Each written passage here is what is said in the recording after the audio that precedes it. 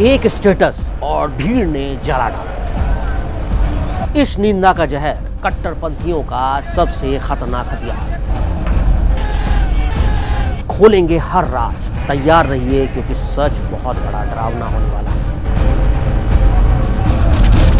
अब बात एक ऐसे कानून की जो धर्म के नाम पर मौत बांट रहा है, जिसे कहते हैं ईश निंदा या ब्लास्फेमी। ये वो शब्द है जो बांग्लादेश और पाकिस्तान जैसे देशों में हजारों जिंदगियों को तबाह कर चुका है।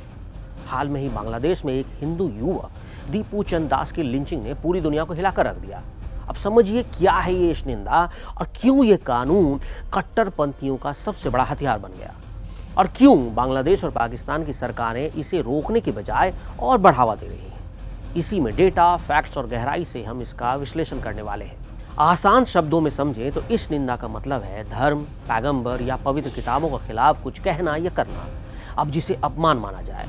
अब ये कानून ब्रिटिश काल से ही चला आ रहा है, लेकिन आज ये अल्पसंख्यकों के खिलाफ, यानी हिंदू, क्रिश्चियन और दूसरे अल्पसंख्यक, उनके खिलाफ बड़ा हथियार बन चुका है। पाकिस्तान में ये कानून पीनल कोड की धारा 295C में है, जहां पैगंबर के अपमान पर मौत की सजा का प्रावधान है।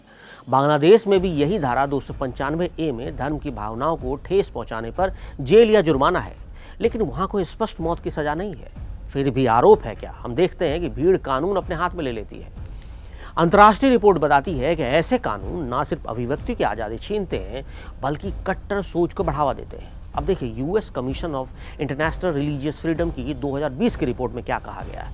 इसमें कहा गया कि दुनिया में 84 देशों में इस निंदा कानून है, और इसमें से सबसे ज़्यादातर ये मुस्लिम बहुल देशों में। लेकिन पाकिस्तान और बांग्लादेश में ये सबसे खतरनाक स्तर पर पहुंच चुका है, जहां आरोप लगने से पहले ही मौत की सजा सुनाई जाती है। अब 18 दिसंबर 2025 को यही हुआ। बांग्लादेश में 27 साल के हिंदू युवक दीपू चंद दास को भीड़ ने पीट पीट कर मार डाला, पेड़ से लटकाया और आग लगा दी।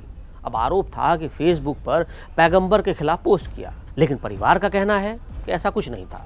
हालांकि ये जांच का विषय है, पुलिस जांच कर रही है, लेकिन सच्चाई आने से पहले दीपू की मौत हो चुकी है। अब अगस्त 2024 से जुलाई 2025 के बीच बांग्लादेश में कम से कम 637 लोग मॉब लिंचिंग में मारे गए। इसमें 41 पुलिसकर्मी भी शामिल हैं। ये पिछले साल के मुकाबले 12 गुना ज़्यादा है।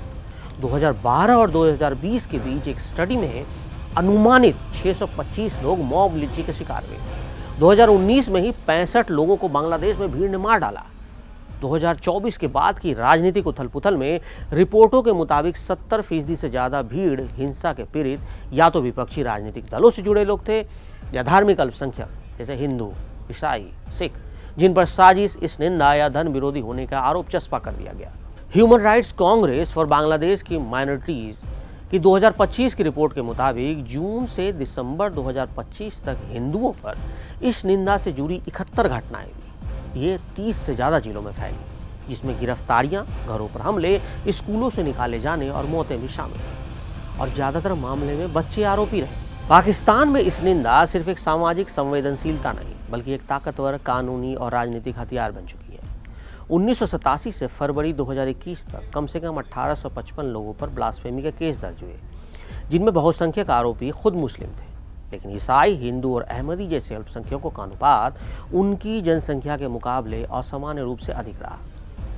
अदालतों ने कई मामलों में मौत की सजा तक सुनाई। हालांकि किसी को सजा तो नहीं दी गई, लेकिन सजा से पहले ही लोग अदालत तक पहुंचते, इससे पहले ही भीड़ के हाथों मारे गए, और कई बार जेल के भीतर भी उन पर जानलेवा हमले हो चुके हैं। मानवाधिकार संगठनों की रिपोर्टों में साफ दिखता है कि ये कानून अब न्याय के औजार नहीं रहे, बल्कि निजी स्वार्थों के लिए इस्तेमाल होने वाले टूल बन चुके हैं। 2024 में जारी एक विस्तृत रिपोर्ट बताती है कि पाकिस्तान में ब्लास्फेमी के आरोप कई बार जमीन हड़पने, कारोबारी दुश्मनी निकालने या व्यक्तिगत बदले के लिए लगाए जाते हैं। आरोप लगते ही भीड़ इकट्ठा हो जाती है, पूरा समुदाय दहशत में घर छोड़ने पर मजबूर हो जाता है, और जो खाली पड़ी संपत्तियां होती हैं उस पर दूसरे लोग कब्जा कर लेते हैं। इस माहौल की जड़ें और भी गहरी हैं। 1974 में अहमदिया समुदाय को संविधान के जरिए गैर मुस्लिम घोषित किया गया, और 1980 के दशक में जो नई धाराएं जोड़ी गई उसमें धार्मिक पहचान के बुनियादी अभ्यास जैसे मस्जिद जाना, नमाज पढ़ना या कलिमा या कलमा का इस्तेमाल को इस निंदा की परिधि में डाल दिया गया। यानी उनका अस्तित्व ही धीरे धीरे अपराध जैसा बना दिया गया था। इस निंदा के नाम पर हिंसा को रोकना सरकारों के लिए अब सिर्फ कानून व्यवस्था का सवाल नहीं रहा, बल्कि ये सीधा राजनीतिक गणित बन चुका है। जैसे बांग्लादेश में मुस्लिम बहुसंख्यक भावना को नाराज न करने का दबाव दिखता है, वैसे ही पाकिस्तान में इस्लामी समूहों को सड़क, ताकत और नेताओं को खुलकर सुधार करने की बात करने से रोकती है। इतिहास गवाह है कि जब भी किसी सरकार ने ब्लास्फेमी कानूनों में बदलाव या उन्हें सीमित करने की कोशिश की, सड़कों पर उग्र प्रदर्शन हुए, फतवे जारी हुए और यहाँ तक कि गवर्नरों और नेताओं की हत्या तक कर दी गई।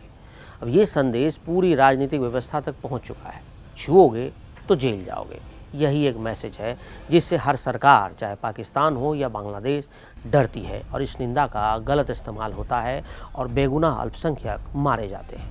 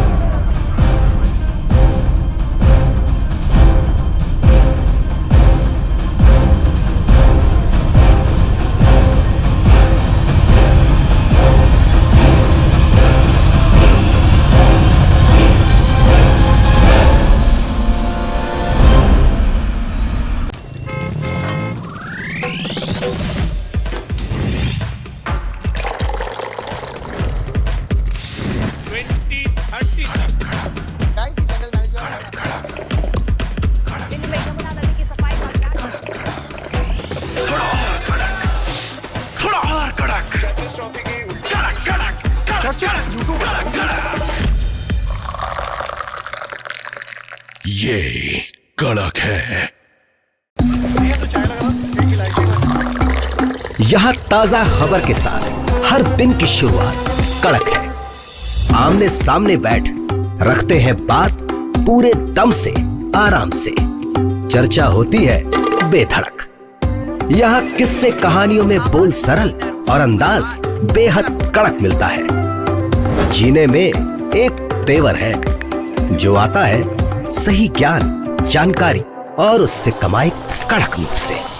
इधर मौके पर चौका नहीं, छक्का लगा जलवा दिखाते हैं। कड़क क्रिकेट से अपने रोमांच को जो बढ़ाते हैं। यहाँ की हर बात का मिजाज एक है, मिजाज कड़क। आपका अपना YouTube चैनल कड़क, लाइव बेधड़क।